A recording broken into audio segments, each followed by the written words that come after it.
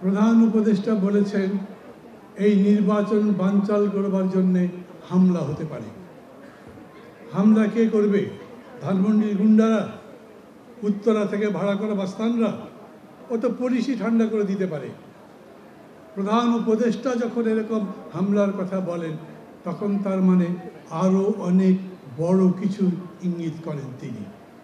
দেশের মধ্যেকার কথা বলেন না, উনি বলেন আরও বড় শক্তি, যে শক্তির কাছে আশ্রয় দিয়েছে আমাদের পরাজিত শক্তিরা, অথবা যাদের সাথে গাঁটছড়া বাঁধে আরও বিশ্বের বড় বড় মোড়ল শক্তি। সারা দেশের জনগণের বুকের মধ্যে এক প্রকার কাঁপন ধরিয়ে দিয়েছেন তিনি। এই নির্বাচনে আসলে খুব বড় কোনো বিপত্তি কি হচ্ছে?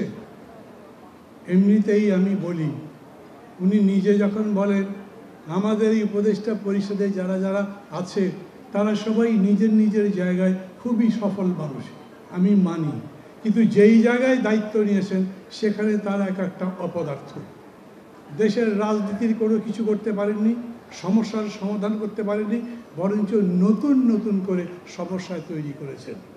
ডক্টর ইউনূস আন্তর্জাতিক মানের একজন রিফর্মার, একজন ডুয়ার, পারফর্মার।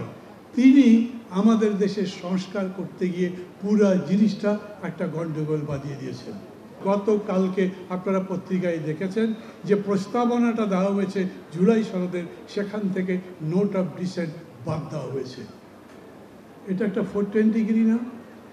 ক্ষমতায় যারা আছে তারাই যদি 420 মতো কাজ করে, প্রতারণা করে রাজনৈতিক দলগুলোর সাথে,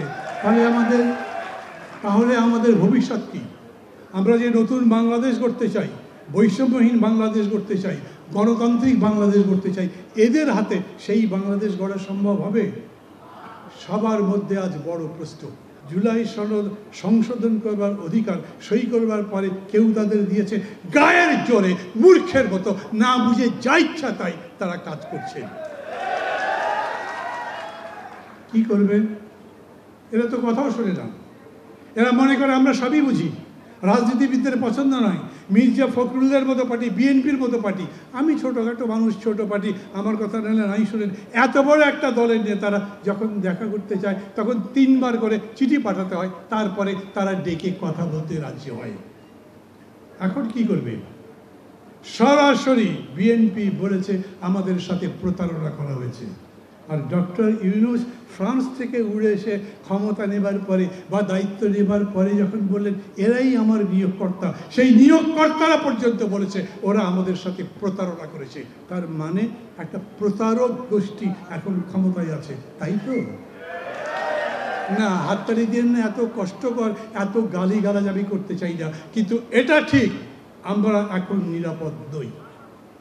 ফখরুল ভাই আছেন, এই মঞ্চে যারা যারা আছেন তাদের সবার উদ্দেশ্যে আমি বলতে চাই, দেশকে রক্ষা করবার দায়িত্ব এখন আমাদের।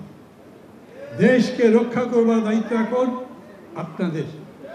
আপনাদের মানে যারা বসে আছেন এত সুন্দর নিয়ম শৃঙ্খলার মধ্যে একসাথে স্লোগান দিচ্ছেন, চেতনার প্রকাশ ঘটাচ্ছেন, একটা নতুন বাংলাদেশ গড়তে চান, সেই শপথে উজ্জীবিত আপনারা এখানে যারা যারা জড়ো হয়েছেন, সারা দেশে এই রকম যে নেতা কর্মী সংগঠন আছে তাদের দায়িত্ব এই দেশ রক্ষা করা।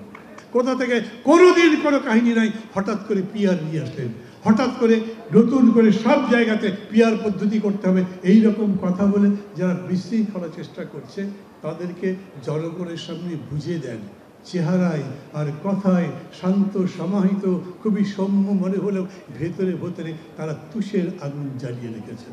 আমি মাঝে মাঝে বিএনপির নেতাদের বলি, ওরা যখন বলে আপনারা ক্ষমতায় গেলে যেগুলো মানবেন তার গ্যারান্টি কি?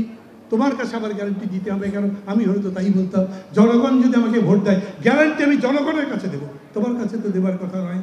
কিন্তু বিএনপি অনেক ধৈর্য ধরে বলেছে